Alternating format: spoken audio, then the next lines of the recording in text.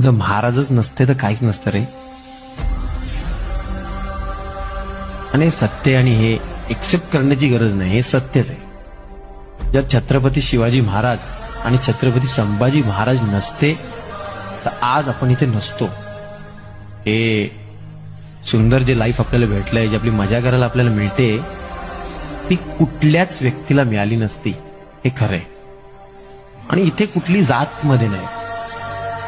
महाराज आपलेच सगळ्यांचे. महाराजांनी सगळ्यांसाठी केलंय,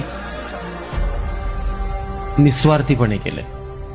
तर ते नसते तर मुघलांनी आपल्यावरती राज्य केलं असतं भावना, आणि आपलं तर काय भविष्य असतं हेच आपल्याला कळलं नसतं. त्यांनी जे टिकवून ठेवलंय ते आपल्याला जोपासायचं आहे फक्त, आणि त्या आपण सगळे मिळूनच जोपासू शकतो जर आपण एकत्र राहिलो तर.